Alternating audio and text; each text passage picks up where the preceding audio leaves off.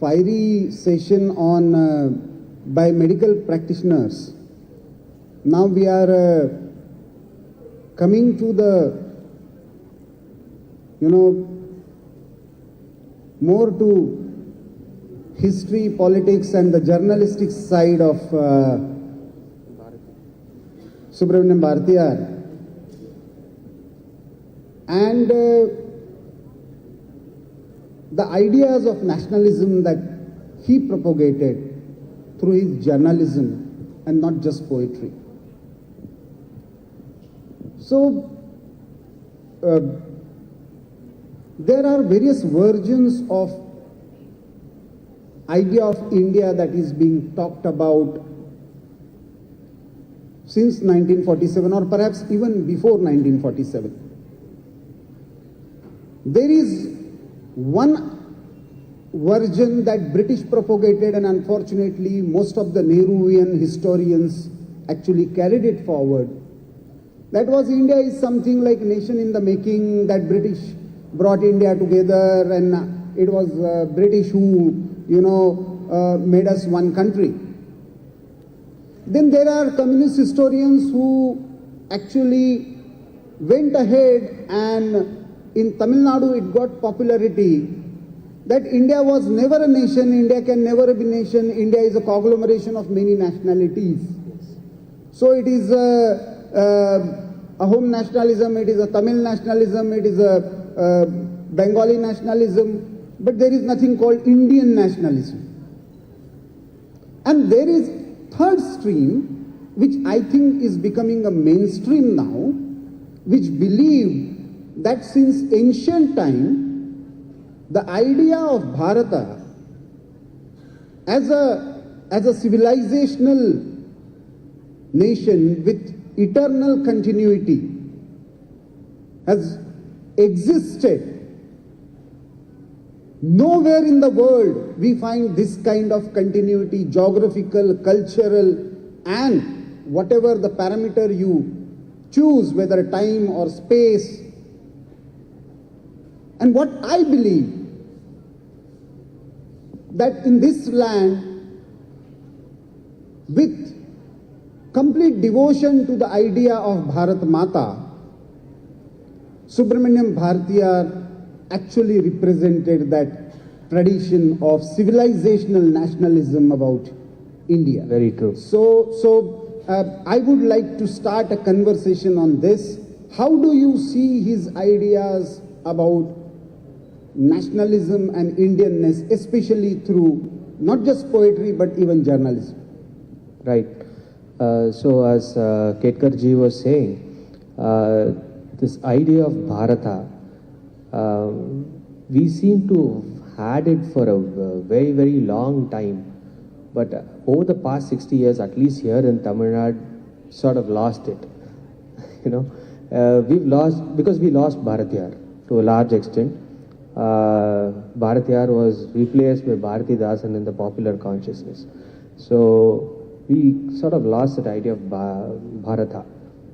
So what Bharatiyar did was, he once again, after 200 years of British rule, a lot of our traditional institutions were lost, a lot of traditional thought was lost, the thought leaders of those times were probably done away with. They needed something to latch on to get on this nationalist bandwagon. And he did that very successfully through making Tamil poems accessible. Like some of the speakers earlier said, the Tamil poetry earlier was very technical. So he popularized nationalism through accessible poetry. That was one of his great contributions, and that sort of was a tipping point for growth of nationalism in Tamil Nadu. So that is one aspect of Bharatiyar. Another aspect is his role as a journalist. He ran, I think, n number of papers. Why n number of papers is because at that time people were not very literate, one. Number two, there was a lot of government repression. So if you start one paper with one name, they would clamp down on it. You have to close it down, go somewhere else, start another newspaper with a different identity. So he ran a number of different newspapers. And through that, in very, very simple language, he communicated complex ideas. And all these ideas were pointing to only one thing. One India, one Bharat, and this Bharat should be free. This was his great contribution as a journalist. See, another person I can recall who in fact not just started but inspired many people to take up journalism as a profession, and that was Pandit Madan Mohan Malviya. Bhartiya, a very important phase of life he spent in Kashi, Banaras. He had a very close association with the initial years of BHU also. Though BHU later founded formally, it was a Hindu college then in 1909-10. Now recently we have seen Tamil Kashi Sangamam. I was amazed to see the kind of connect that people coming from Tamil Nadu having with River Ganga and Kashi, both. It is amazing. And it is not something alien to people of Tamil Nadu, right? It is a part of our culture. You celebrate Mahamaham here. This is all a part of the continuity of sacredness of water. This idea is all pervasive. So it is Kashi is also not alien, because you have n number of Kashi Vishwanatha temples here, and Tenkasi temple is also said to be the original Kashi Vishwanatha deity which was there, which has been carried here and planted here. So Kashi is not something apart, because we are part of the same cultural continuity, right? So Kashi is part of Tamil cultural continuity. Tamil Nadu is part of Kashi's cultural continuity. No, I want to understand, how do you see that influence of Kashi in Bhartiya's writing and his ideas about nationalism? I have visited Kashi 4-5 times, not more. But whenever I visited there, I always felt this is the center of the universe. You wait here long enough, you will meet everybody on this planet at some point of time. So this is a sort of place where people from all over the country come, because it is the fulcrum on which I think this entire our culture rests. Somehow, I don't know why, I can't explain why, but you can meet people from every part of the country there. So once you go there, you stay there for a while, you get into touch with all sorts of cultures, and you realize all of this is a different expression of the same. Just like how we think about our gods. So all different cultures of India are different expressions of the same idea, the Sanatan Dharma. So this is how I think it must have influenced Bharati. See, what I find another interesting aspect is the titles he chose for his publications.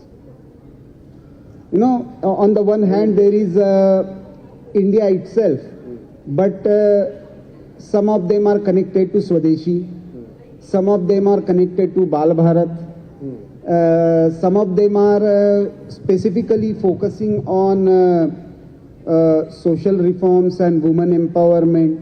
So these titles themselves do not actually limit it to the Tamil Nadu or Tamil pride or Tamil nationalism. They are more going beyond it and addressing the larger population. Yes, most of his works are national in character. So he celebrates Tamil, he celebrates Tamil Nadu, there's no denying it. Or for that matter, Chakravartin and the Hindu of those times also. Yes. So he celebrates the nation more than he celebrates Tamil Nadu, which is what I feel. he celebrates the nation in Tamil. So we feel that his work is not accessible outside Tamil Nadu. So we feel that it is all about Tamil Nadu only. But his work is national in character. He was very...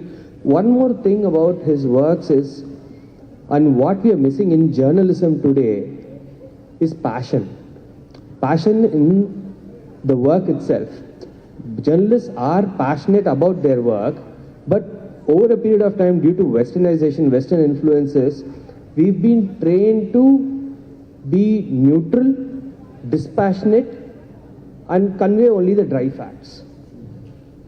This is what is being told to us, has been told to us again and again. But why was Bharatiyar very successful as a journalist is because there was passion in his work. We call it biased and one-sided today. But he was very passionate about putting his point of view across and making sure that everybody gets some sort of feeling after reading that. हमारे reports, I mean, what we write today, कोई feeling नहीं है. You won't get any feeling out of reading all those things. It is very dry, very analytical. So why is social media so popular today compared to traditional media, even compared to television? It's full of passion. It's full of feelings. So that is something that I think we are missing and which we need again in journalism to re-invoke this feeling of Bharatya in Tamil Nadu at least. I'll come to that journalism aspect later.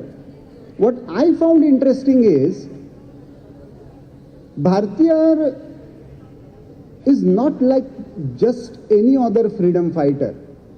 Of course, he was a tough freedom fighter who decided to fight against the British, who went on to go to Pondicherry and, take inspiration from Arvindo's revolutionary legacy also. It's more a spiritual revolutionary legacy.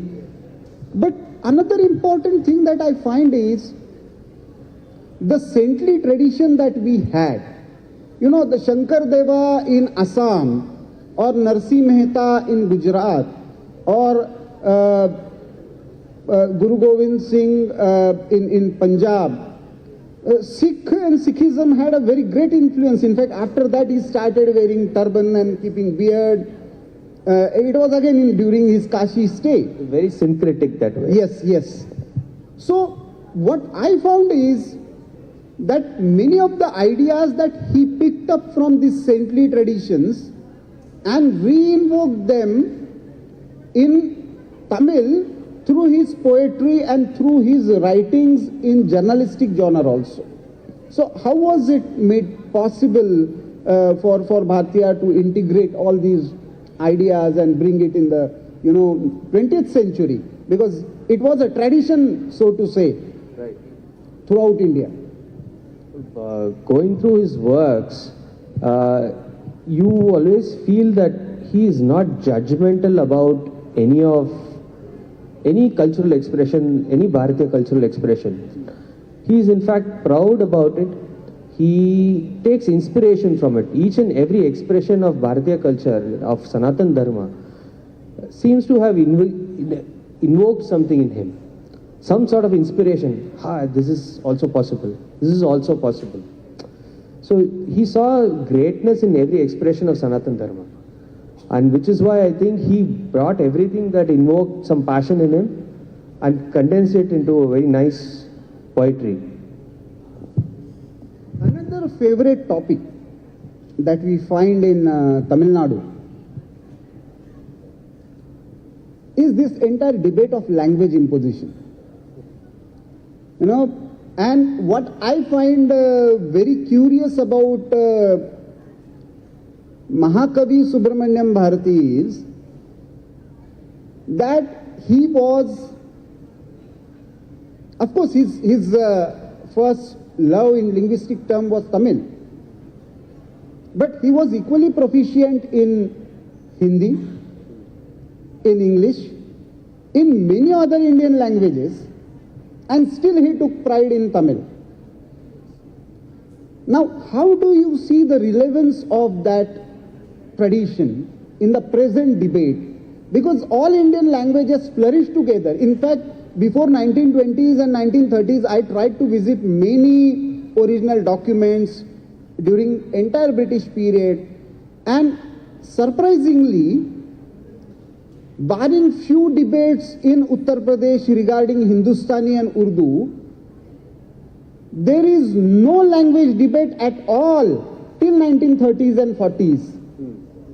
In entire Indian history, we had many more languages, we had many more dialects, but we never fought on the basis of languages. Why suddenly this fight on the basis of languages? So that started really because of what you mentioned right now, the debate between Hindustani or Urdu. We know how it started. I don't want to go very deep into it.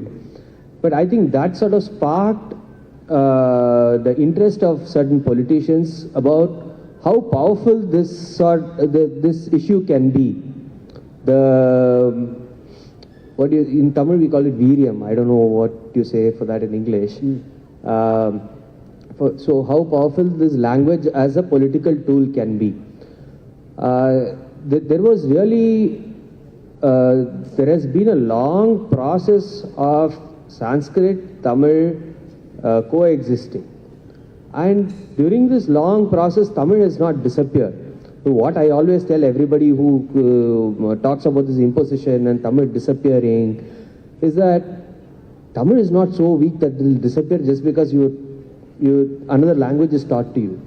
English, everybody is being educated in English now. Almost everybody in Tamil Nadu. Has Tamil disappeared? No. So Tamil is not such a weak language, but it started because of that initial Hindustani-Urdu debate about what to teach in school. Another interesting influence that I find, and many people may not be aware of this, that very significant meeting that Bhartiyar had with the disciple of Swami Vivekananda, Sister Nivedita. And since then he started talking about emancipation of Shakti. He never used the word women's rights, he never used the word freedom, he never used the word feminism, and still his poetry is, his writings are all about, real empowerment of women. These terms that we talk about, feminism, emancipation, these are all very Western ideas. Even we today don't have a very clear idea about what the exact role of women was in society, say 500 years ago, before the Delhi Sultanate came. What was the role of women in the society? What sort of rights they enjoyed? Because we don't have a very good tradition of keeping records about what we do. We are very poor at it. Indians as a whole are very poor at it. Shakti, I think it is a very interesting interpretation, probably a reinterpretation of the Western ideas that he did, to envision this entire thing, this entire spectrum of problems that we name as emancipation, feminism, so many things.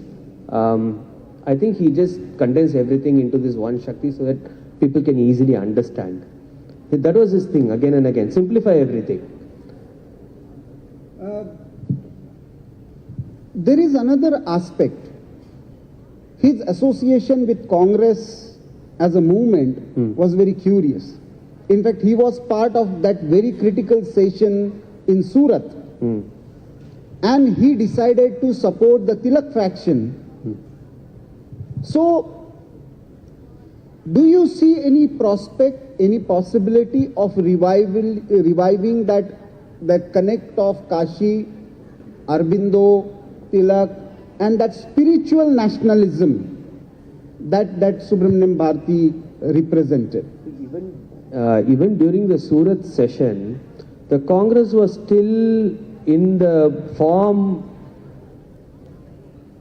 in which it was conceived initially. So we know the Congress was conceived so that things don't get out of hand for the British rulers.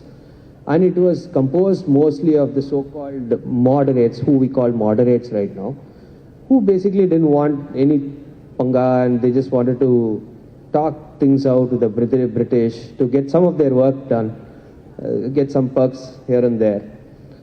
They didn't really have a great idea about freedom. Initially, they didn't have, at least. No, they essentially believed in the wisdom and the justice of British Raj. Yes. So they believed that, putting some petitions and demands to the British Raj will automatically lead to... Yes. And somehow it was a divine dispensation in their wisdom. Yes. So, but Surat session was a, complete departure from that tradition. It was a departure because it was a disruption to their tradition, to all their sessions so far. So that is when Tilak comes out as a big character, and I think it is only natural Subramania Bharati went in that direction, because he was a revolutionary kind of guy. He wanted to get things done now, get freedom today, if possible, this minute. So Tilak would have appealed to him much more than the so-called moderate faction. One important aspect that I would like to, highlight is Subramaniam Bharati was a very important force in this entire movement against partition of Bengal. Though people generally talk only of Lal, Bal and Pal, Lala Lajpat Rai, Bipin Chandra Pal and Bal Gangadhar Tilak. In Tamil Nadu, Vanga Bhanga and Vande Mataram got lot of traction, and I find it very surprising when I see a lot of voices coming from Tamil Nadu, present day Tamil Nadu, that time Madras province, against the partition of Bengal. Now Bengal was partition, it was just a Bengali speaking province, partition on religious lines, entire nation gets together to fight against it, and fight in such a way that British were forced to take back that partition in 1911. So 1905 to 1911, the kind of nationalism that we see in this land, why did we suddenly miss that in the post-independent period? See, during that time, I would say, this touches on very sensitive topics which I don't want to talk about. So at that time, I think we still had some sort of, and mostly thanks to the works of Bharatiyar, which made nationalism very catchy. Any division based on religion I think people had an idea that it will become permanent. They are planning this and this will become permanent.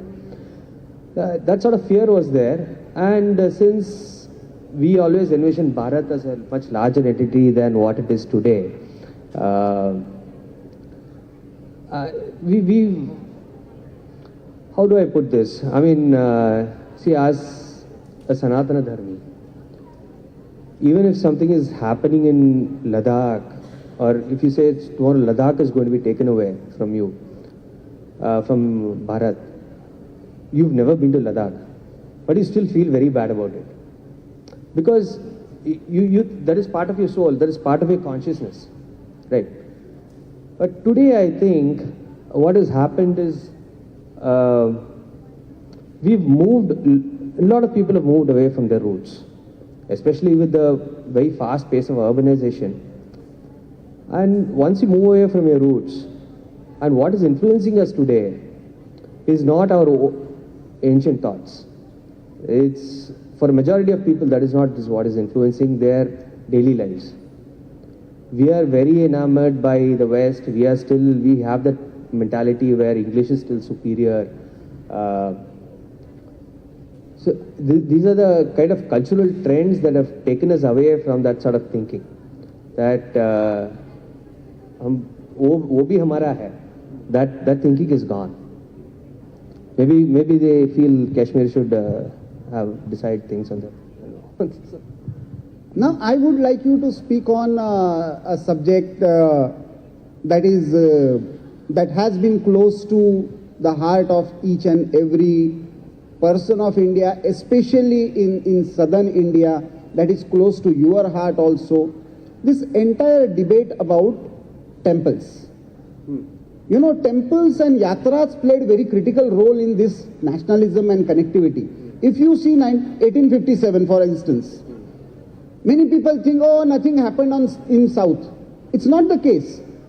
In fact, I feel that right from 1498, the time Vasco da Gama arrived, since then South was continuously fighting. In fact, we find similar kind of actual freedom movement happening from 1780s to 1840s. In this part of the world, what started happening because in the north, because perhaps that time settling the things with Islamic invasion was more important for north. So that's why you find Velu Nachiyar and Marutu Pandian brothers and, you know, they coming up with this Jambudvipa declaration. Then we realize that temples are critical. Then we realize that, you know, saving these temples are critical. How we can bring back that in our debate, in our media discourse, and how, what do you think that this, you know, this essence of temples in saving this civilizational nation? What should be the approach? So temples, the kshetra is important. How important it is the Puranas, from the time of the Puranas, they have extensive lists of kshetras of this Bharata Desha. So whatever is Sanatana Dharma country has been mapped out extensively in the Puranas, in a very detailed manner. Whoever may be ruling over the land, that is immaterial for us. Maybe today Pallava is ruling, tomorrow Chola is ruling, that is immaterial. But Divya Kshetra is there, and these Divya Kshetras have been mapped very nicely in the Puranas. So what we get is, again, one thread, which is Sanatana Dharma, and these are all temples. The Purana has a story for the temple, but they are not temples based on the same sort of substrate. For example, temples in the south are based on Agama Shastra. So Bengal, they are all based on some Tantra Shastras. In Kerala, they are based on some other Tantra Shastras. So there's a huge diversity here.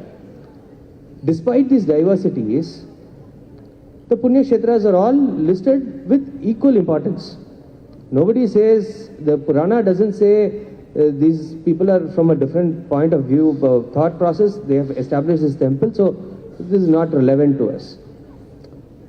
From that, what we understand is, this Sanatana Dharma, it accepts everything. Every expression of itself, it accepts. And we can see that proof of that is in the Puranas. So today, what has happened is, after the establishment of the HRNC or the Devaswam boards elsewhere, the same thing that has happened with our water management systems has happened with the temples as well. So we had a very beautiful water management system, especially in Tamil Nadu, where the areas, the tanks, the irrigation tanks would be managed by the community, the farmers themselves. They would be responsible for desilting it, they would be responsible for water sharing. Everything would be done at the community level, and these systems are functioning beautifully. These common goods, the public goods, were being utilized for the benefit of the community. Temples were also made as common goods, as public goods, for the benefit of the community. How the PWD broke down this entire system with irrigation, HRNCE did the same. There is no doubt that HRNC has to be done away with. Number one, what it does is it locks away the resources of the Hindu community into the hands of somebody else. We are no more in control of our resources so that we can provide for our own community. Everybody thinks that if HRNC is done away with, what will happen? Who will take care of these temples now? Some profit-minded individuals may take over. They may exploit the temple's heritage. They may exploit the temple's popularity to make money. My view is quite controversial on that. I'm like, why not? Only if entrepreneurship is there, will there be people willing to invest their time and energy into it. Only if there is a possibility of profit. So only if that happens, it can Not just that. Temples were not just places of worship. Temples had a very flourishing economy around it. Temples had a healthcare system around it. Temples had an education system around it. Temples had a banking system around it. Yes, banking was very important. Banking was very important. Yes. So, it's absolutely right. Why not? Give it back to community. See, Rabindranath Tagore, Gurudev, he is speaking in Bengal in somewhere in 1902-3. He is not just talking about water and temples. He is talking water, temple and yatras. He is talking about education. He is talking about healthcare. He is talking about even forests. And he is saying, he compiled that as a book called Swadeshi Samaj. And he is saying that society is truly independent. And you are absolutely right when you said, we never bothered who is ruling the state. State was a secondary for us. For us, society and what society is controlling was much more important. True. Unfortunately, this entire legal framework introduced by the British, especially post 1860, has taken away our forests, taken away our water resources, taken away our temple, because they considered them as one as property, other as religious institution. Not beyond that. Not beyond that. They didn't understand. I think more so they did it because they perfectly understood how it made this society function. They wanted to make it dysfunctional and dependent on an external apparatus. These self-sufficient societies break them down so that they can become dependent on us, on our system. Now, in the last part, I would like to bring back to the media discourse. Now, we have discussed Subramanian Bharati, we have discussed Sanatan ideas. I really find it very difficult. Like, for example, this whole idea of secularism. You know, somebody is standing hand in glove with Owaisi, oh, it's a secular alliance. Somebody is standing with Yogi, oh, it's a communal alliance. Means, where does this come from? And we in media openly, mainstream these ideas. So, entire media discourse, essentially it starts in English, but eventually it comes down to our other Indian languages also in media platforms, and eventually they become the mainstream discourse of the society. Because I was asking somebody in some corner of Bihar, I remember when I started my journalistic thing in 1990s, it was I think 1999 election, and I was asking somebody why you wouldn't vote for, he said, I will vote for this and this person. I said, why? So, he, in a typical Bihari accent, he said that he is very secular. वो बिहार में बहुत बोलते हैं. बहुत secular है. अब बहुत secular है, an illiterate person is saying, who is responsible for that? And the constitution did not accept that idea in terms of secularism, because we believe that, respect for all ways of worship is a Sanatan idea. So we shouldn't have that word. And youngsters should, especially dwell upon this. In 1949, when we accepted our constitution, there was no word called secularism. In fact, it was discussed and deliberately decided that we shouldn't have this word. In 1975, when emergency was, proclaimed, an entire opposition was in jail. Without any parliamentary discussion, it was inserted in the constitution. Just do one exercise and try to understand, even after having the background of partition from 1949 to 1975, whether we were really secular or communal, and after inserting this word, whether we have become more communal or less secular. So, but the point is, why media is so much guided by these foreign ideas, foreign concepts? How can we bring them back to the tradition of Tilak or Subramaniam Bharati or even Sri Aurobindo? There were many revolutionary journalists or Pandit Madan Mohan Malviya who inspired journalism for the social cause, for the national cause. How can we bring back that tradition in media? Or it is now gone forever?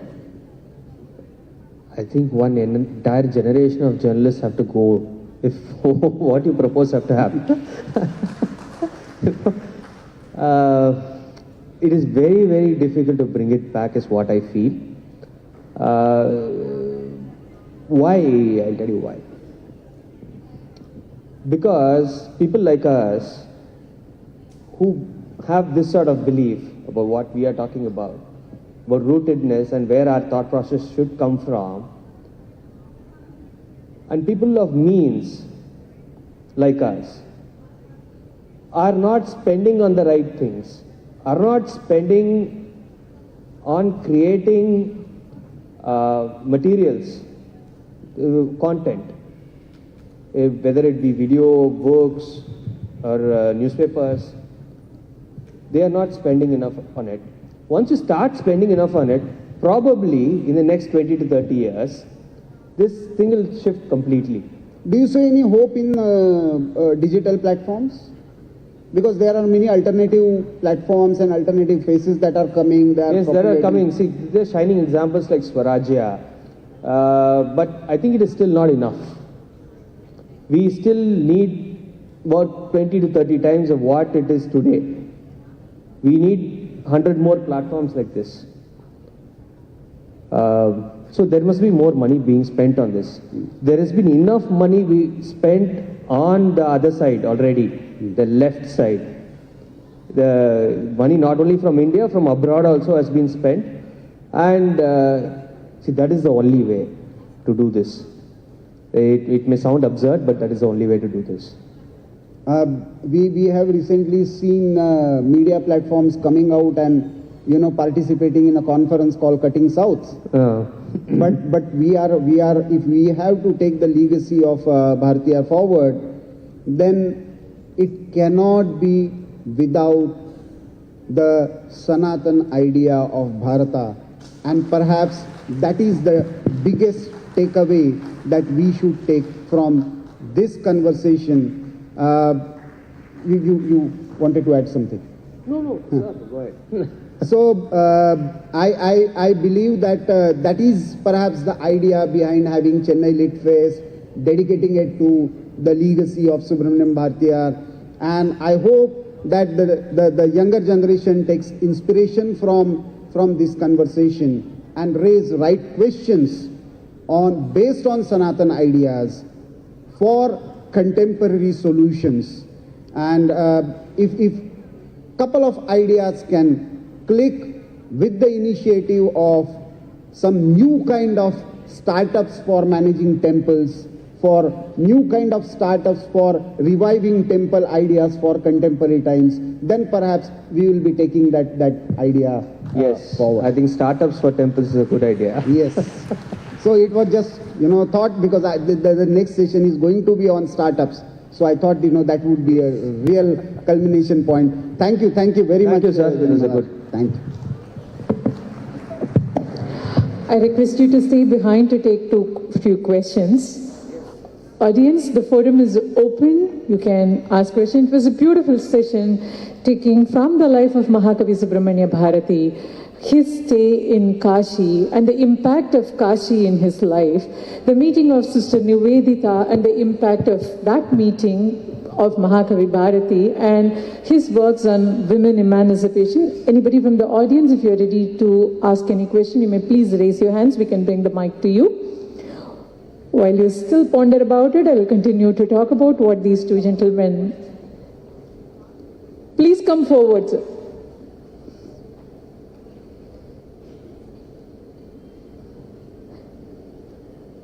Surendranji, are you there? Could someone help them with the mic?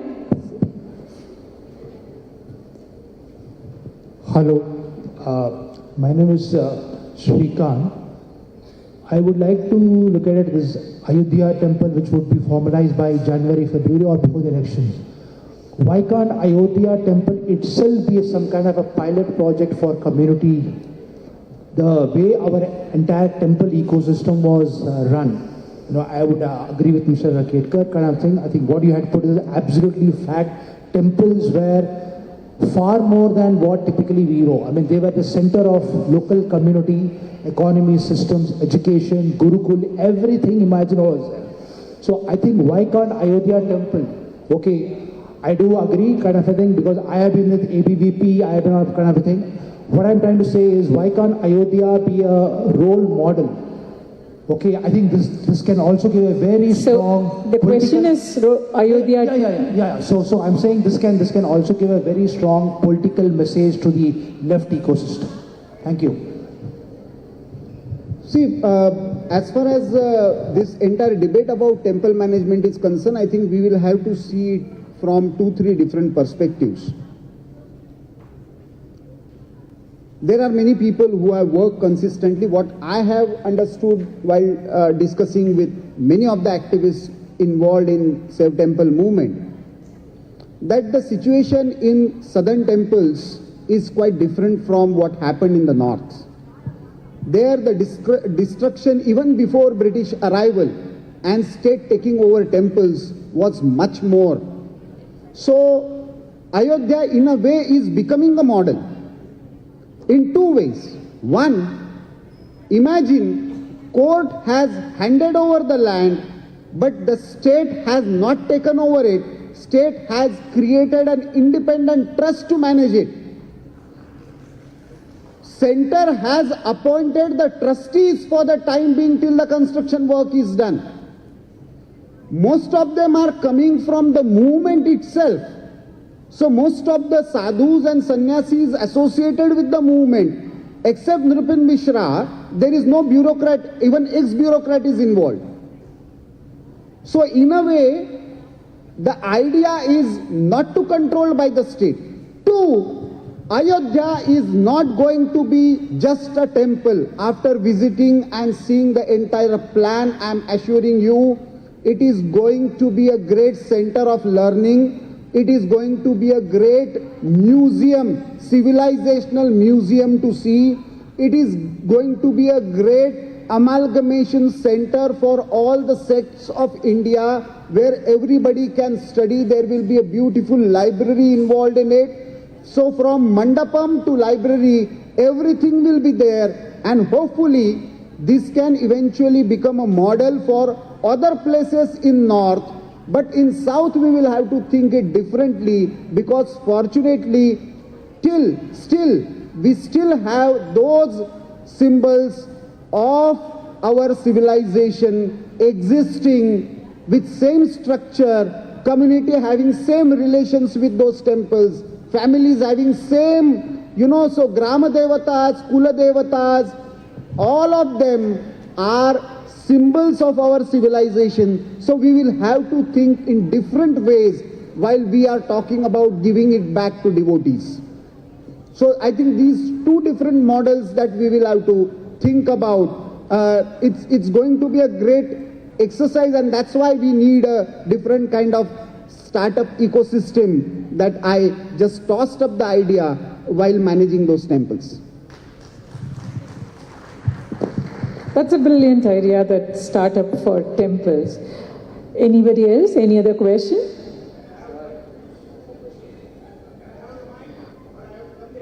So you may have to come here. Can someone please take the mic, help this gentleman with the mic? He's on the right side aisle.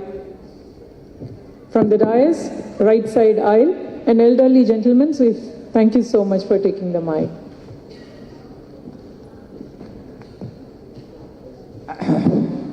My question is whether we can bring a constitutional amendment to drop the word secular, which was introduced in 1975.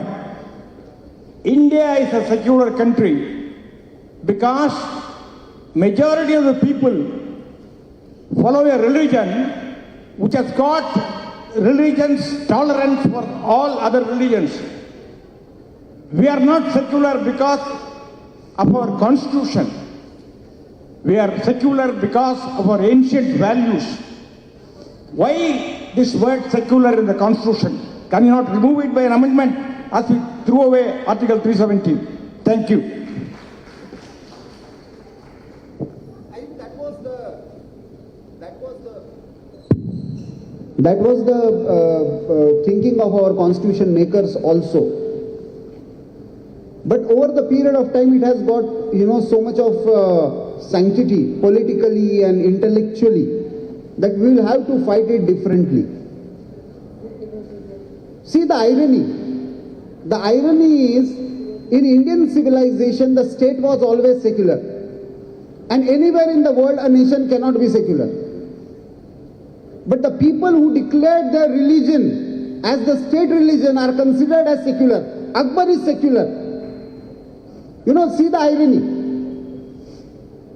Shivaji Maharaj, who said, no, my religion, for my religious purpose, state money cannot be used.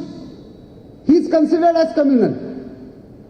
So the problem is not just with the word itself, but the political connotation of that word. And that's why we will have to create a public awareness, not just about this one concept that I just touched upon, but there are many such concepts related to freedom, choice, feminism. We will have to give them a different kind of Indian meaning. Like, for example, you use the word tolerance. Now this is the most absurd word that we have been using. Have we been just a tolerant civilization? Do we just tolerate if we disagree with each other? Or as Swami Vivekananda said, we accept and respect all ways of worships. So our tradition is not just to tolerate, but to accept and respect. There can be your way of truth, there can be my way of truth, but there is still a belief that there is ultimate one truth. That is Indian civilization. So we need to take secularism discourse to this tradition of acceptance and respect for all, rather than this absurd European idea of tolerance and intolerance. Both are equally negative terms. It was coined because Protestants and Catholics were fighting with each other, and somebody told them that, oh, we need to tolerate each other till other accept your point of view. Ours is not that kind of civilization. We say, okay, you can have your point of view, we respect that, we will have Shastras. After that Shastras, we can reach to some conclusion, fine, otherwise you can walk your way, I can walk my way, both will respect it, both will not kill each other because of the disagreement. That is Indian point of view, that is Sanatan point of view we should talk about. Thank you, sir. Thank you for this wonderful session and also taking the questions. One more, please. Only one Sorry. question. Mr. Karthik Chandrasekhar is here. He wants to ask a question. Please. Hi. A lot of temples are there. I want a lot of temples are accessible.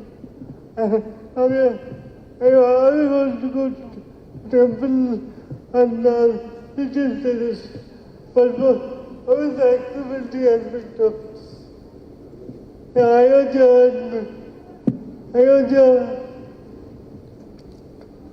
Because Chennai, most temples are not accessible. Because,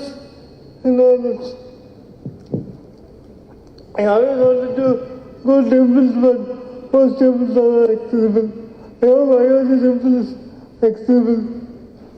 How is that? Ayyya Temple. Do I repeat the question? So he's asking about how the temples could be made accessible and mostly like very popular.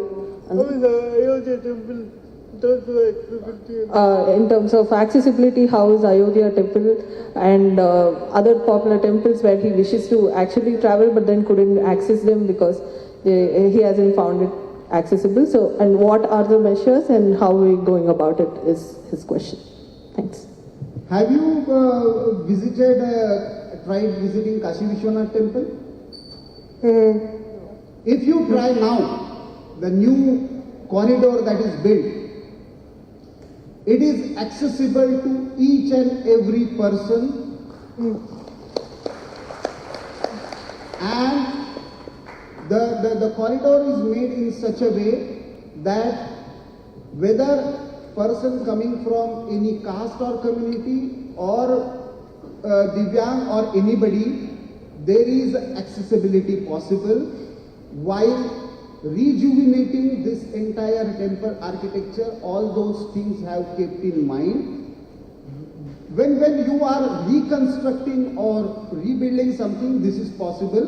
For old temples, we will have to work out a different kind of mechanism where society needs to be more sensitive, the temple management needs to be more sensitive, and over the period of time, I think most of the policies are going in those directions.